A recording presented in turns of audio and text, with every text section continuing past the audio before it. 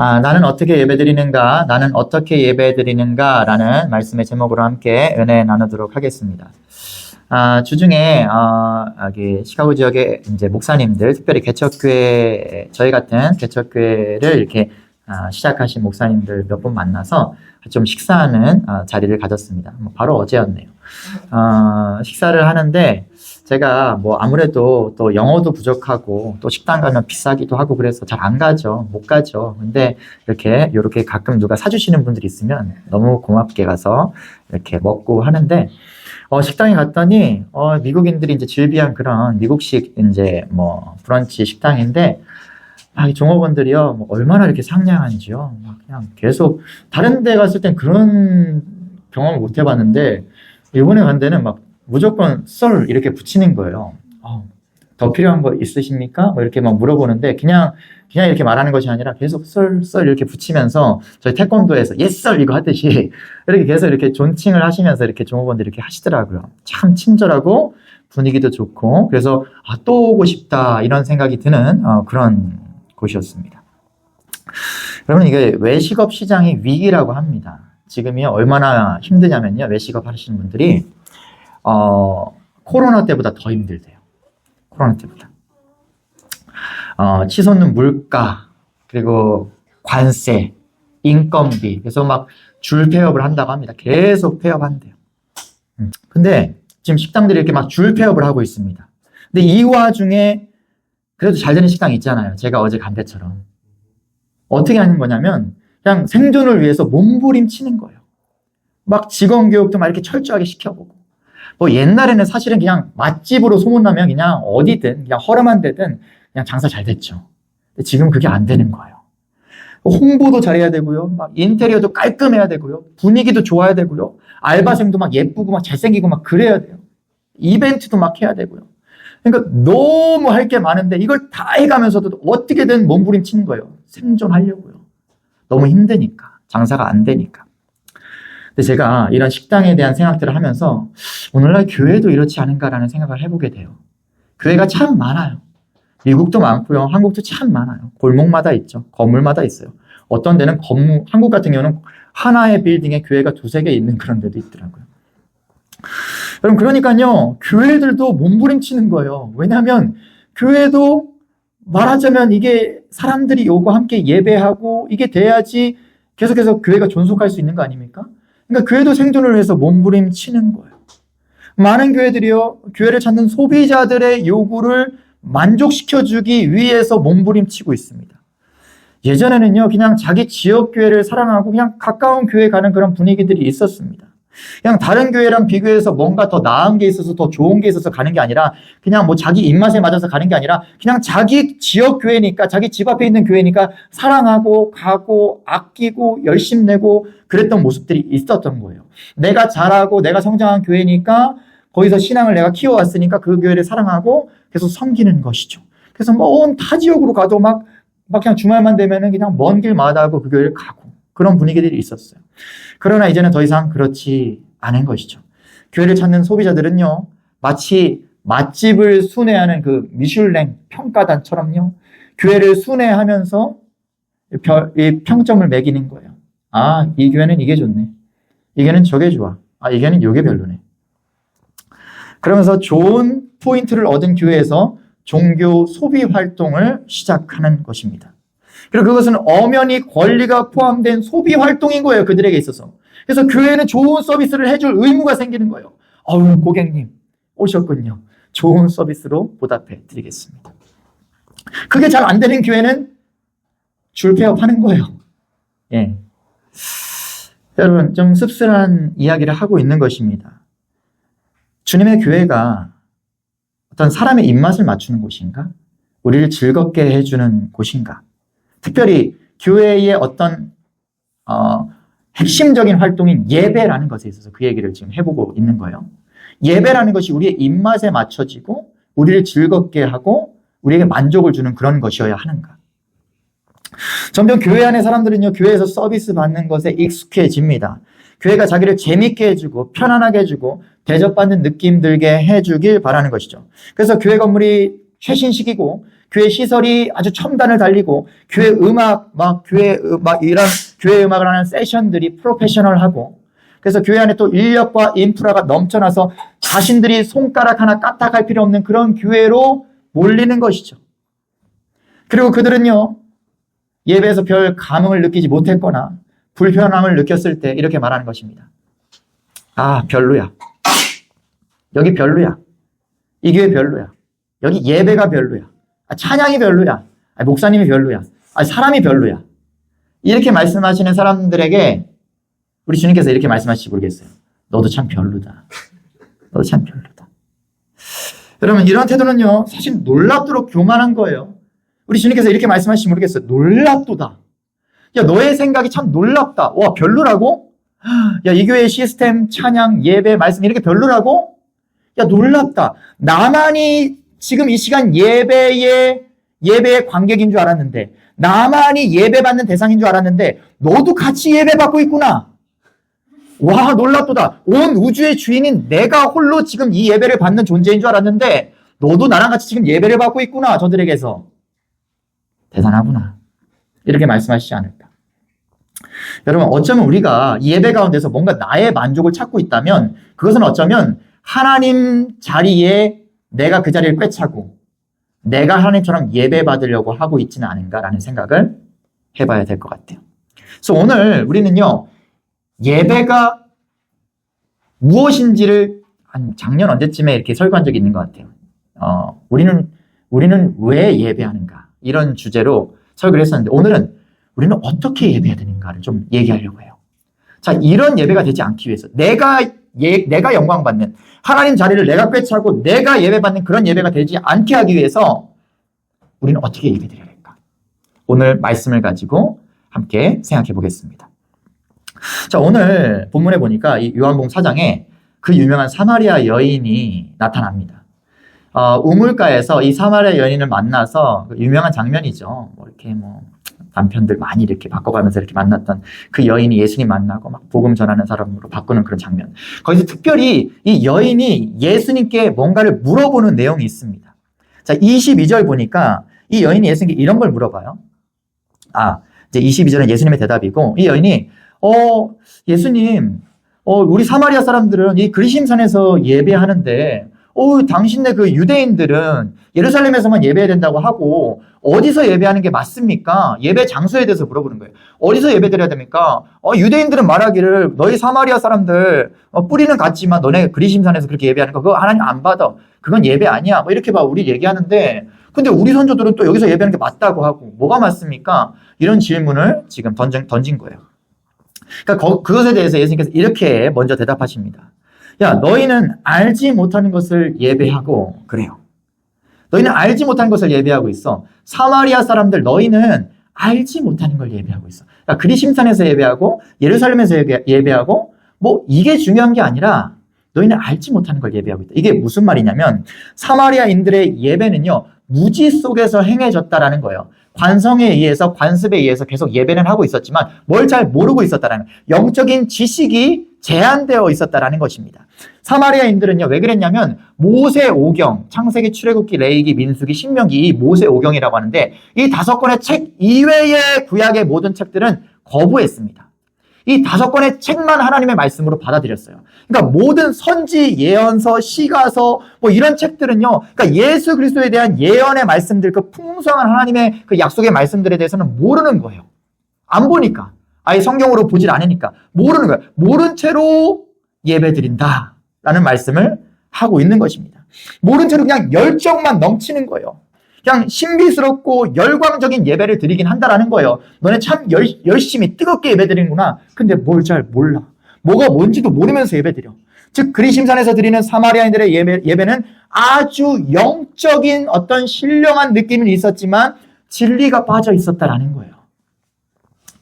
그래서 오늘 예수님께서 영과 진리로 예배해야 된다라는 이 말씀에 주목해 볼 건데 말하자면 사마리아인들의 예배는 영적이긴 했지만 진리가 빠져 있었다라는 말씀을 하고 있는 것이죠.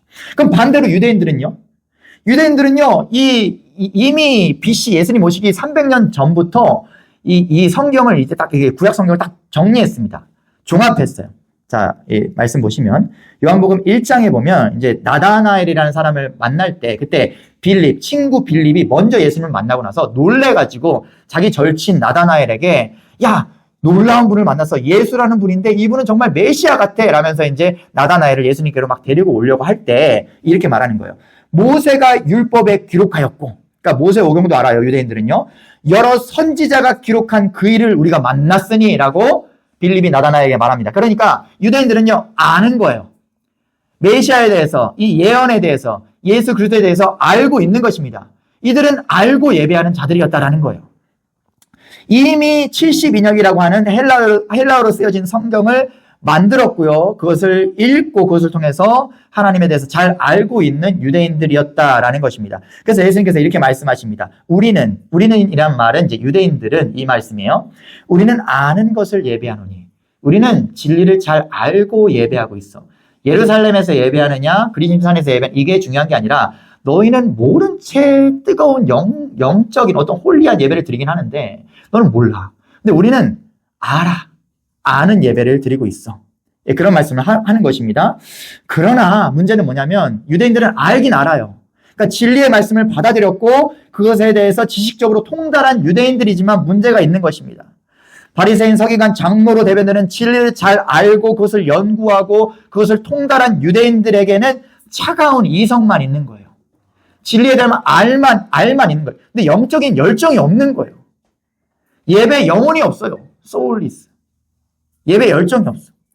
그래서 기도도 하고요. 구제도 하고 금식도 하고 그러는데 그 안에 마음이 없는 거예요. 중심이 없는 거예요. 그래서 예수님께서 그들을 향해서 위선자다. 이런 가식쟁이들, 외식하는 자들, 회칠한 무덤들, 겉만 번지르르 하다. 이런 말씀을 하는 거예요. 그 마음 중심이 없으니까. 영이 없으니까. 즉 예루살렘에서 드리는 유대인들의 예배는 진리는 있었지만 그 진리를 사모하는 영혼의 상태가 너무 척박하게 말라 있었다. 영혼 없는 예배를 드렸다라는 것이죠. 그러니까 이것만 있어도 안 되고 저것만 있어도 안 된다라는 거예요. 영과 진리로 예배해야 된다. 두 가지가 다 예배 가운데 온전히 있어야 된다라는 말씀을 하시는 것입니다. 그래서 예수님께서 말씀하신 23절 다시 한번 보죠. 아버지께 참되게 예배하는 자들은 영과 진리로 예배할 때가 오나니 아직 너네는 잘 못하고 있어. 너네 열심히 하고는 있는데 잘 못하고 있어. 뭐 예루살렘 유대인들도 마찬가지, 사마리아인들 너희도 마찬가지. 열심히 하는데 둘 다 못하고 있어. 근데 제대로 예배할 때가 올 거야. 언제냐? 지금 이때입니다. 우리가 예배하고 있는 이때입니다. 영과 진리로 예배하고 있는 이때가 올 것이다. 아버지께 예배하는 자들은 이렇게 예배해야 된다. 아버지께서는 자기에게 이렇게 예배하는 자들을 찾으신다. 아버지께서는 이렇게 예배하는 자들을 찾으신다. 이 말은 뭐예요? 예배의 주인, 예배의 대상, 예배의 유일한 관객이신 아버지 하나님께서 이런 예배를 원하신다. 어떤 예배요? 영과 진리로 가득 찬 예배요. 그래서 오늘 설교의 결론은 뭡니까? 우리는 어떻게 예배 드려야 돼요?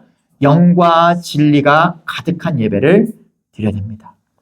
예배에 대한 뜨거운 열정과 예배에 대한 올바른 지식이 있는 예배를 드려야 된다는 거예요. 이 두 가지를 제가 좀 더 풀어서 오늘 설교로 말씀을 드리는 것입니다. 첫 번째, 영으로 예배한다는 건 뭘까? 영으로 예배한다는 건 뭘까요? 자, 오늘 여인이요, 이 사마리아 여인이 어느 곳에서 예배 드려야 되는지, 어디에서 예배 드려야 바른 예배가 되는지 예배 장소를 물어봤어요. 그러니까 이건 뭐냐면 어떤 장소가 중요합니까? 올바른 장소, 올바른 옷차림, 올바른 형식과 절차가 뭡니까? 올바른 예배 음악은 뭡니까? 올바른 감정은 뭡니까? 이런 걸 물어보는 거예요. 그러니까 예배의 외적인 요소에 대해서 물어보고 있는 거예요, 사실은. 근데 예수님의 대답은 뭐예요? 그것에 답변을 안 주셔요. 중요하지 않다라는 거예요. 예배의 그 외적인 요소, 장소가 어디냐, 옷차림이 어때야 되냐, 예배의 형식과 절차가 어때야 되냐, 이건 중요하지 않다라는 것입니다. 왜냐하면 예배는요, 밖에서 안으로 스며들어오는 게 아니에요. 오해하시면 안 되는 게 내가 좋은 예배 장소에 가면 어떤 예배의 기운이 나에게 스며들어와서 내가 은혜 받았다 이렇게 되는 게 아니라고요. 예배는 안에서 밖으로 들어오는 게 아니라 안에서 밖으로 흘러나가는 것입니다. 내 안의 것을 가지고 하나님을 높여드리는 것, 이게 예배라는 것을 말하고 있는 거예요. 그러니까 밖에서 안으로 들어온다, 이건 뭐냐면 나를 충족시키는 거예요. 예배의 부차적인 요소를 가지고 나를 만족시키고 나를 즐겁게 하는 것, 이건 내가 예배 받는 거라고요. 교회 안에 여러 장식과 악기, 음향 시스템들 이런 거 왜 있죠? 이거 필요 없다는 말씀 드리는 거 아닙니다. 이거 나쁘다는 말씀 드리는 거 아닙니다. 예배를 위해서 있는 것입니다. 예배를 도우려고 있는 것입니다. 그렇죠? 맞죠? 그래서 좋은 시스템 사운드 있고 조명 좋으면요, 예배에 도움을 줄 수 있습니다. 그런데 우리의 예배를 돕는 장치이긴 하지만 나의 예배를 돕지 못해요. 무슨 말인지 좀 이해가 되십니까? 내가 이 시간, 내가 주님을 예배하는 것에는 도움이 안 된다고요. 우리 전체의 예배 분위기를 도와줄 수 있을지 몰라도 나의 예배를 온전한 예배되게 하는 데는 전혀 도움이 되지 않는다라는 것입니다. 내 안에서, 내면의 진심에서, 영혼 깊숙한 곳에서 일어나는 일, 이것을 도와줄 수는 없다라는 것입니다. 시편에서 다윗은 이렇게 말합니다. 우리가 찬양한 것이기도 해요. 내 영혼아 여호와를 송축하라. 내 속에 있는 것들아 다 그의 거룩한 이름을 송축하라. 내 영혼이 주님을 예배하는 겁니다. 내 영혼이 주님을 높여드리는 거예요. 그러니까 예배 장소가 너무 아름답고 막 쾌적해요. 막 절로 그냥 그 예배실만 들어가면 절로 경건한 마음이 드는 그런 어떤 그 되게 정말 디자인 잘한 그런 교회들 있잖아요. 막 그냥 가면 그냥 절로 막 홀리해지는 막 값비싼 공연장에 온 것처럼 그런 예배당도 있습니다. 또 그 교회 예배 인도자와 세션들과 막 설교자가 아주 프로페셔널하고 막 잘 정돈되어 있어요. 그 완벽하게 예배가 준비되어 있어요. 그래서 막 그 예배에 수백, 수천 명의 사람들이 막 가득가득 메우고 있어요. 그래도 그 가운데 아무도 예배하지 않을 수가 있다라는 거예요. 그렇게 예배를 돕는, 그들의 예배를 돕는 모든 시스템이 갖춰져 있어도 그 안에 아무도 예배하지 않을 수 있어요. 그러나 어쩌면 우리처럼 연약하고 부족하고 뭔가 없는 것 같지만 몇 사람 모이지 않았지만 우리 전체가 예배할 수 있더라고요. 여기 있는 모두가 온전히 하나님을 예배할 수 있는 온전한 예배가 될 수 있다라는 것입니다. 왜요? 왜 그게 가능해요? 예배 드리는 거는 그 부차적인 그리심산입니까? 예루살렘입니까? 이런 장소나 어떤 예배 절차나 형식이나 그런 게 아니라 내 안에 있는 것이기 때문에요. 내 중심이기 때문에요. 내가 영으로 예배하면 우리 모두가 예배할 수 있다라는 것입니다. 여러분, 그 옛날 성경에서는 이 영과 진리로 예배한다라는 게 조금 번역이 달랐어요. 신령과 진정으로 예배해라 이렇게 표현했었어요. 옛날에 개역 한글 성경에서는 신령과 진정으로. 어떤 느낌 드세요? 신령과 진정. 야, 너희 신령과 진정으로 예배 드려야 돼? 어떤 느낌이에요? 뭔가 내 안에 열심을 얘기하는 것 같지 않습니까? 신령과 진정으로 예배 드려. 내 안에 열심, 내 안에 열정, 내 안에 진정성 이런 거 가지고 예배 드려야 돼? 예수님 꼭 이런 말씀 하신 것 같아요. 그래서 옛날에는 좀 이런 식으로 해석들을 하기도 했었어요. 너희 열심을 가지고, 열심을 다해가지고, 진정성을 가지고 예배 드려야 하나님께서 받으셔. 신령과 진정으로 예배 드려야 돼? 근데 이거는 사실은 해석이 조금 잘못됐어요. 그래서 오늘날 우리가 보고 있는 이 개역개정 성경이 잘 번역하고 있는데 영과 진리로가 맞아요. 그리고 이 말은 모든 학자들이 공히 인정하는 바 성령, 영은 뭐냐면 성령님이에요. 진리는 뭐냐면 예수 그리스도님이에요. 그래서 예배 가운데 성령 하나님의 임재가 가득해야 되고요. 예수 그리스도에 대한 진리가 가득해야 된다. 이 말을 하고 계시는 거라는 거예요. 아직 지금 사마리아인들도 이 예루살렘의 유대인들도 그런 예배 못 드려요. 왜요? 예수 그리스도의 십자가와 부활 그 사역이 아직 이루어지지 않았거든요. 그 구속 사역이 아직 이루어지지 않았기 때문에 그들은 온전한 예배를 드리지 못하고 있어요. 그러나 그럴 때가 올 거다라는 말씀은 뭐예요? 이제는 내가 승천한 이후에 그렇게 예배하는 교회 공동체들이 생겨날 거다. 영과 성령 하나님의 충만하신가 예수 그리스도의 진리로 예배하는 자들이 오게 될 거야 라는 것을 말씀하고 있는 것입니다. 그래서 오늘 우리는 먼저 영적으로 예배드려야 된다. 이 차원에서 성령 하나님이 가득한 예배, 성령 하나님이 임재하신 예배를 드려야 된다라는 생각을 먼저 해봐야 될 것 같아요. 그러면 성령님은 누구실까요? 여러분, 우리 예배 가운데 성령님 없으면 그 예배 아니라고요. 성령님이 임하셔야 되는데 성령님은 어떤 분이실까? 그분이 어떤 분이신 줄 알아야 우리가 예배를 어떤 방식으로 드려야 될지를 좀 알 수 있을 것 같아요. 우리는 흔히 성령님을 뭐 어떤 강력한 능력, 우리 마음의 감동, 뜨거운 어떤 체험, 어떤 신비한 것들 그런 걸 주는 어떤 능력, 파워 이렇게 좀 오해하곤 합니다. 근데 성령님은 그런 분이 아니신 거예요. 성경에서는 성령 하나님을 우리의 인격을 매우 존중하시고 매우 세심하게 배려하시는 지극히 인격적인 분으로 묘사하고 있어요. 그래서 심지어 이 성령님은 우리에게 거절당할 수 있는 하나님이라고 표현하고 있어요. 그 전능하신 하나님이요. 우리를 이렇게 찍어 눌러 죽일 수 있는 그런 전능하신 하나님이신데 우리에게 거절당하실 수 있는 하나님이시래요. 성경이 뭐라고 성령님을 표현하는지 한번 봅시다. 시편 말씀 보니까, 이거는 이제,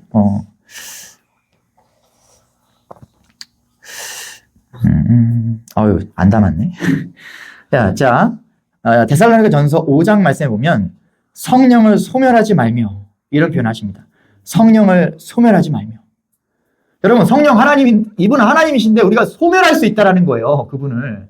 근데 이분을 무슨 촛불처럼 이렇게 훅 불어서 꺼버리고 소멸시키고 이런 개념이 아니라 우리가 그분의 감동을 무시하고 거부하면 불길이 꺼지듯이 자신을 스스로 제한하신다라는 거예요. 우리 가운데 역사하지 않으시고 스스로를 제한하신다라는 거예요. 억지로 우리를 강요하지 않으신다라는 거예요. 그런 하나님이시라는 거예요, 성령님이요. 그리고 에베소서 말씀해 보면 하나님의 성령을 근심하게 하지 말라, 이렇게 말씀하셔요. 우리가 그 하나님을 근심하게 할 수 있대요. 여러분, 놀랍지 않습니까?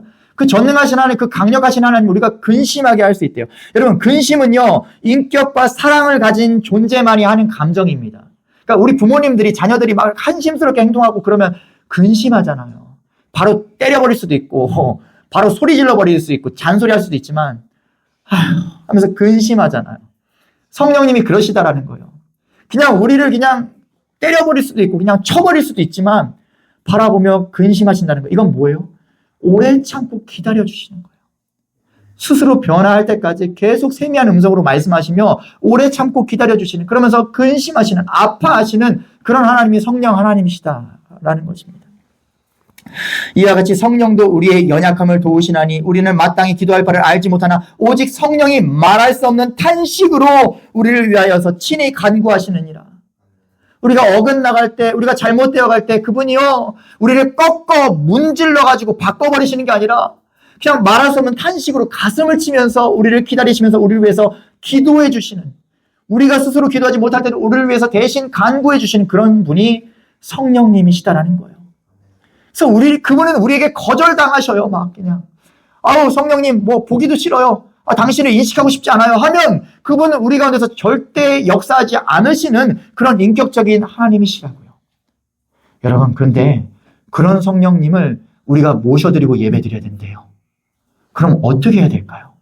그렇게 인격적인 분이시고 멋대로 우리 삶 가운데 문 빵 차고 쳐들어가가지고 야, 내가 지배할 거야, 이러지 않으시고 세미한 음성으로 우리가 문 열어주기를 기다리시는 성령님이시라면, 그런 성령님을 우리가 예배 가운데 모셔야 된다라면 어떻게 하셔야 될 것 같아요? 어떻게 하셔야 성령님이 임하실 것 같아요? 이 예배에, 당신의 예배, 나의 예배에 어떻게 하면 성령님이 임하실 것 같습니까?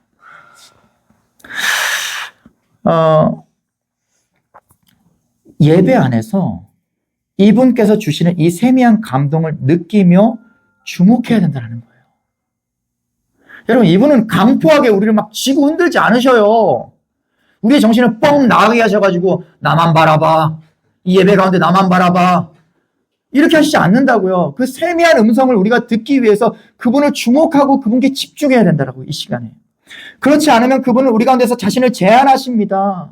일하지 않으셔요. 예배 가운데서 역사하지 않으신다고요. 즉 예배가 아니게 된다고요. 우리가 그분께 주목하지 않으면요. 여러분, 이 시간 우리가 성령님께 주목한다, 이 말은 내 안에 계시는 영적인 존재를 느끼고 그분의 일하심을 주목하고 경험한다. 여러분, 이것은요 아주 고도의 영적인 활동이라는 거예요. 아주 고도의 영적인 활동이라는 거예요. 엄청난 집중력과 자기 비움이 있어야 되는 영적인 투쟁, 영적인 싸움이라고요. 여러분, 근데 우리가 대충 그냥 생각 멍하니 있으면서 예배 드려질까요? 그게 예배가 될까요? 우리가 대충 그냥 이 자리에 앉아있으면 예배가 되는 거겠지, 그냥 뭐 알아서 하겠지, 뭐 내 영혼이 알아서 듣겠지, 이렇게 하면 예배가 될까요? 아니요. 그렇게 인격적이고 세미한 음성으로 우리에게 다가오시는 그런 성령님이 오셔야만 하는데, 우리가 얼마나 그분께 집중해야 될까요?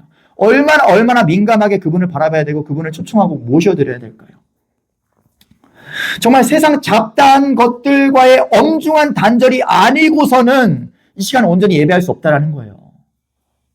정말 나를 방해하는 세상에 어떤 잡다한 것들이 있으면 정말로 뼈를 꺾는, 살을 자르는 그런 단호함을 가지고 단절하지 않고서는 온전한 예배를 드리기가 정말 어렵다라는 거예요.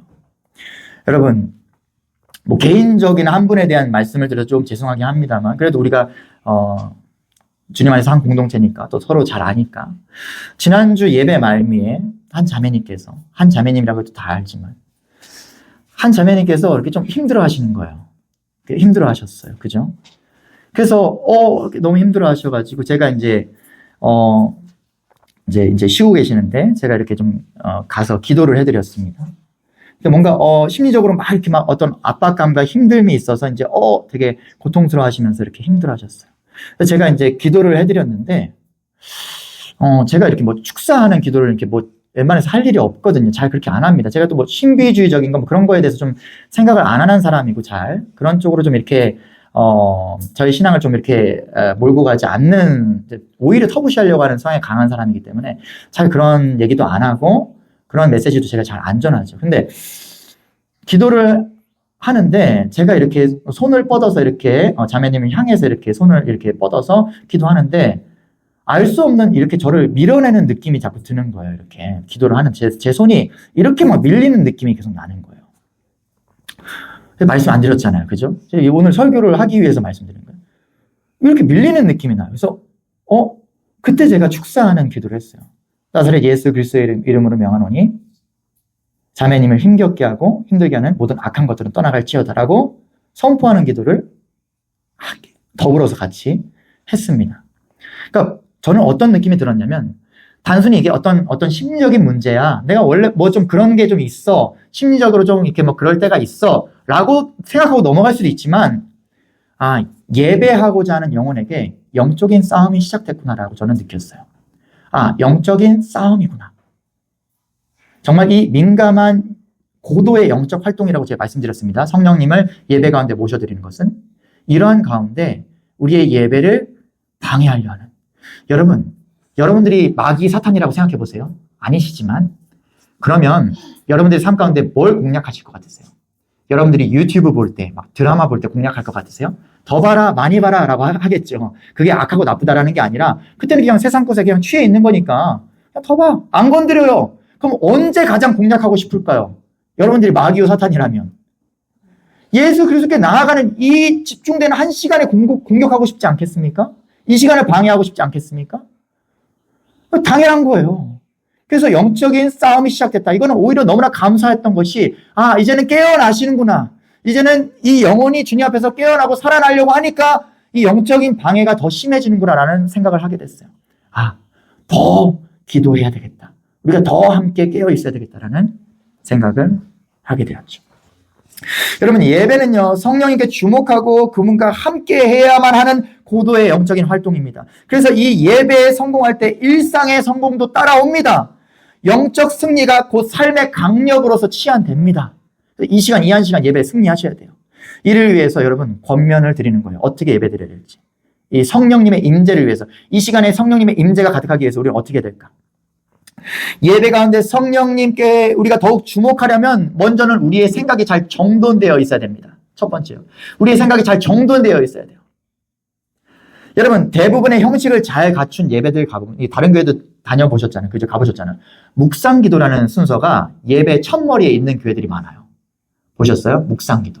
그러면 옛날 방식에는 땡땡 이거 종 치는 거 있어요. 이렇게 강대상에 땡땡 치시면 묵상기도 하심으로 예배 시작하겠습니다. 그러면 조용히 그냥 그 어떤 기약에 맞춰서 조용한 반주에 맞춰서 이렇게 묵상 기도를 하면서 시작하는 교회들이 옛날엔 대부분이었고 지금도 그렇게 하는 교회들이 많죠. 근데 이 묵상 기도가 뭘까요? 묵상. 이게 조용히 생각하는 거예요, 그냥. 묵상. 잠잠히 생각하는 겁니다. 이것에 대한 좀 오해가 있어서 사족이지만 말씀드리면 묵상 기도를 폐지해야 된다 이런 말들이 이제 기독교 안에 있었는데 뭐냐면 이게 신사참배를 강요하는 거라는 거예요. 이게 일제강점기 때 기독교인들의 예배에 앞서서 신사참배 먼저 하라고 묵도라는 시간을 넣었다라는 설이 있어가지고 이걸 없애야 된다 뭐 이런 얘기들이 있었는데 이거는 잘못된 겁니다. 그러니까 신사참배를 강요한 건 1930년도 미나미 총독 때부터 그걸 강요했어요. 근데 이 묵상기도라는 이 예배 순서는 한국 기독교 초기부터 있었던 거예요. 그러니까 아무 상관이 없어요. 그러니까 꺼리낌 없이 묵상기도 하셔도 됩니다. 묵도라는 것에 대해서 거부 반응 가지실 필요 없어요. 아무튼 묵도라는 순서는 뭐냐면 잠잠히 생각하는 것입니다. 왜 그거 할까요? 예배 시작 때 왜 그거 할까요? 우리의 마음과 생각에 있는 나의 모든 것을 버리는 시간인 거예요. 고귀한 한 가지를 담아내는 시간인 거예요. 우리의 생각이 너무 번잡하니까 이 생각을 정돈하는 시간인 것입니다. 온전히 성령님을 모셔드리기 위해서, 온전히 예배드리기 위해서 우리의 생각을 주목하는 시간인 거예요. 즉 우리의 이성과 상상력과 감정을 하나의 주제에 집중하고 하나의 실체에 주목하는 것. 이게 묵상 기도하는 시간입니다. 우리 교회 예배 순서에는 묵상 기도 없잖아요. 그럼 어떻게 하셔야 돼요? 스스로 하셔야죠. 스스로 묵상 기도 하셔야죠. 예. 우리가 담아내야 될 그 번잡한 생각들 가운데 담아내야 될 그 한 가지가 뭡니까? 예배 받으시는 분, 오직 한 분, 우리 주님. 그리고 우리 가운데 찾아오실 성령님, 그분께 주목해야죠. 그리고 다음으로 예배 가운데 성령님께 더욱 주목하려면 우리의 마음이 나눠지면 안 됩니다. 우리의 마음이 막 흔들리면 안 돼요. 이렇게 여러 가지 나누면 안 돼요. 자, 다윗이 이렇게 말합니다. 일심으로 주님을, 주의 이름을 경외하게 하소서. 일심으로. 뭐예요? 한 마음으로. 우리의 마음이 나눠지면 안 됩니다. 예배 가운데. 일심으로 주님을 예배하게 하소서. 또 시편에서 이렇게 고백합니다. 하나님이여 내 마음이 확정되었고 확정되었사오니. 우리가 함께 찬양한 거잖아요. 내 영혼이 확정되고 지금 뭐 이것저것에 지금 우리가 분주할 때가 아닌 거예요. 이 시간 온전히 확정돼야 되는 거예요. 내가 오직 주님 한 분만 바라보고 일심으로 이 확정된 영혼 가운데 주님을 예배합니다. 이거요. 오직 나의 마음이 주님께로 확정되었고 그 한 가지로 일치되고 나서야 성령님이 우리 가운데 임하시고 진정한 예배를 드릴 수 있다는 것입니다. 그래서 예배 드리는, 영으로 드리는 예배는 오직 주님께만 집중하는 단호한 마음에서 시작됩니다.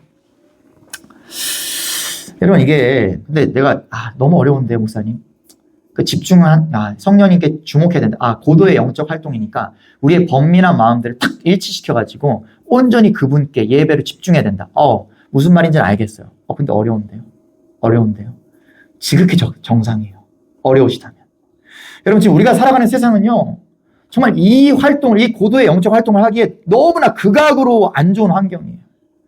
우리가 세상에 너무나 많은 소음들에 노출되어 있다는 것입니다. 우리를 번잡케 하고 고민케 하는 너무나 많은 소음들이 있다는 거예요. 옛날 사람들은 오히려 조금 나았어요. 별로 생각할 게 많지 않았거든요. 볼 게 많지 않았거든요. 근데 우리는 지금 우리의 생각을 혼잡하게 만드는 게 너무나 많아요. 근데 그것들도요, 건강하고 건전한 것들이 아니에요. 그래서 한 가지의 주제에 주의를 기울이고 하나에 오래 집중하기가 어렵습니다. 그래도 어떻게 해요? 싸워야죠. 온전히 예배드리면 싸워야죠. 여러분, 그래서 우리의 예배를 방해하는 주요 장애물이 뭔지 아세요? 주요 장애물이 뭔지 아세요? 모두 다 해요. 다 해요. 싹 다 해요. 성령님을 제외한 싹 다 예배를 방해하는 것들이라고요. 여러분, 제가 이렇게까지 말씀드릴게요. 오늘 찬양을 하는데 예배 가운데 하는 거잖아요. 그렇죠? 하나님 예배하는 거잖아요. 근데 찬양이 너무 좋은 거예요. 그래서 막 이렇게 예배들이 자꾸 그 찬양이 생각나. 이것도 예배를 방해하는 거예요. 맞지 않습니까? 찬양 반주자가 너무 반주를 아름답게 하는 거야. 자꾸 반주자 생각이 나. 예배 드리는데, 막 설교 듣는데. 목사님 오늘 찬양 너무 잘하던데? 막 성시경이 생각날 정도로. 제가 성시경을 좋아해서. 그러면은 제가 한 찬양도 그거 문제인 거예요. 여러분, 그러니까 또 성경을 읽었어. 심지어 성경을 읽었어. 근데 오늘 읽은 본문 말씀에서 한 단어에 꽂혔어. 그래서 자꾸 그 단어가, 이 단어 뜻이 뭐지?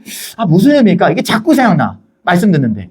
그럼 그것조차도, 하나님 말씀인데조차도 그것도 예배를 방해하는 것이라고요. 그러니까 성령 하나님을 제외한 모든 것은 아무리 그것이 아름답고 사랑스러운 것일지라도 나의 예배를 지금 방해하고 있다면, 나의 마음을 두 가지, 세 가지로 갈라지게 하고 있다면 그것은 예배를 방해하는 주요 요소가 된다라는 것입니다. 너무 극단적이라고 생각하실 필요 없어요.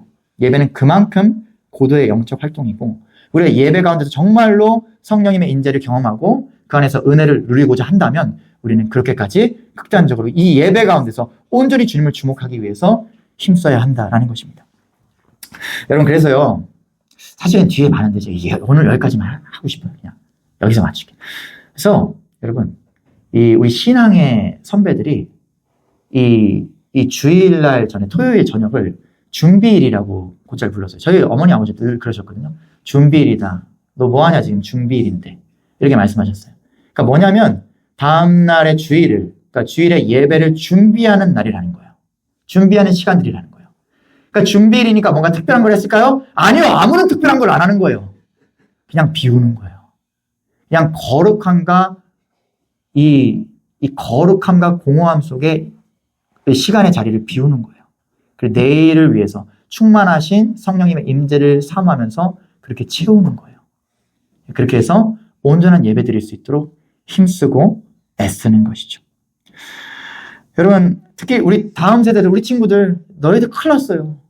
여러분들, 우리 어린 친구들 큰일 났어. 여러분, 예수님께서 뭐라고 말씀하신지 아세요? 세월을 아끼라. 때가 악하니라. 여러분들이 살아가는 세대는요, 더 악해요. 주님을 예배하기에, 주님께 온전히 가만히 정말 집중하기에 너무나 악한 세대를 살아가고 있어요. 정말 여러분들은 예배하기 너무너무 힘들어요. 왜요? 세상의 소음이 가득가득 하거든요. 여러분들의 마음을 천갈래 만갈래로 분리시켜 놓는 것들이 세상에 너무나 많거든요. 여러분을 번민하게 만드는 것이 너무나 많거든요. 그러니까 이 하나님 말씀을 아로 새기세요. 가슴 속에. 세월을 아끼라. 때가 악하니라. 몸부림쳐야 돼요. 몸부림쳐야 돼요. 여러분이 맥스 루케이도라는 목사님이 예배에 대해서 이런 말씀했어요. 이건 좀 되게 실제적이라서 좀 말씀드리고 싶어요. 예수님처럼이라는 책에서 이렇게 말씀하십니다.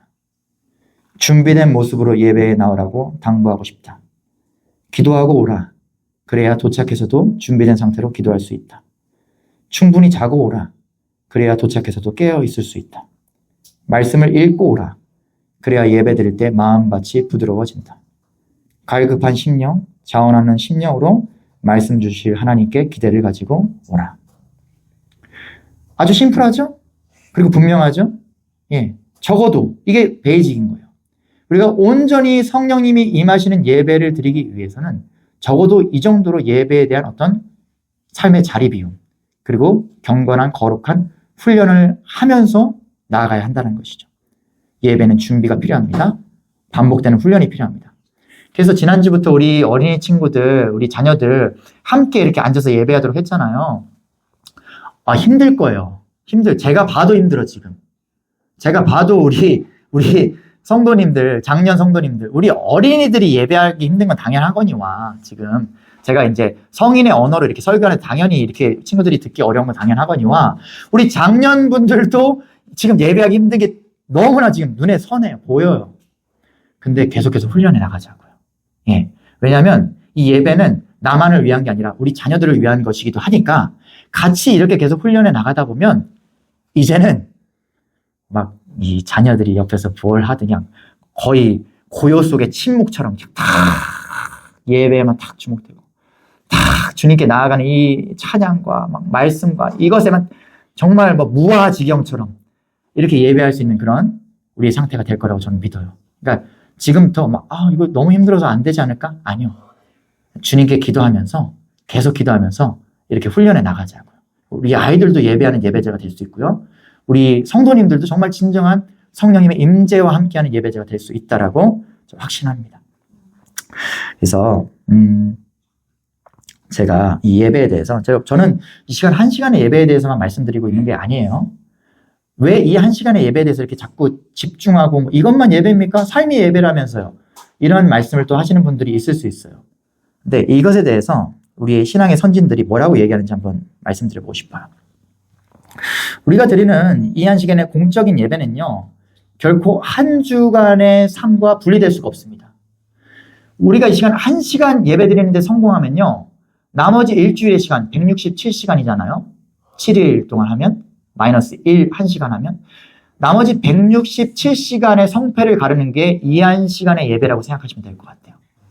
그래서 이 1시간의 예배에 성공하셔야 돼요. 이거를 신앙의 선진들이 뭐라고 표현했는지 좀 이분의 말씀들을 전달해 드리면서 설교를 마치려고 해요. 위대하신 20세기 설교자 마틴 로이드 존스 목사님이 이렇게 말씀하십니다. 사람들은 흔히 나는 교회에 가지 않아도 일상에서 얼마든지 하나님을 예배할 수 있다라고 핑계를 댑니다. 하지만 그것은 영적인 기만입니다. 교회에 모여서 성도들과 함께 단 1시간 동안 집중하여 하나님을 경배하는 일에도 실패하는 사람이 세상의 유혹과 분주함이 가득한 일상 속에서 하나님을 예배하고 있다는 말은 거짓말입니다. 공예배를 가볍게 여기는 사람은 결코 삶의 예배를 드릴 수 없습니다. 고든 스미스라고 하는 또 위대한 신학자이자 목사님은 또 이렇게 말합니다. 주일의 공예배는 우리 삶 전체의 소우주입니다. 작은 우주. 이 1시간 동안 하나님의 임재에 집중하고 죄를 고백하고 말씀을 듣고 헌신하는 훈련을 해내지 못한다면 일주일이라는 거대한 거시 세계 속에서 크리스천으로 살아내는 것은 불가능합니다. 네, 무슨 말인지 분명하게 좀 이해가 되시죠? 우리는 이 한 시간의 예배에 집중해야만 해요. 그리고 이 한 시간의 예배에서 승리해야만 합니다. 이 한 시간의 예배에서 은혜 받아야만 해요. 그래서 정말 강조하면서 오늘 말씀을 마치겠습니다. 함께 마음의 예배라는 찬양으로 결단하면서 찬양하도록 하겠습니다.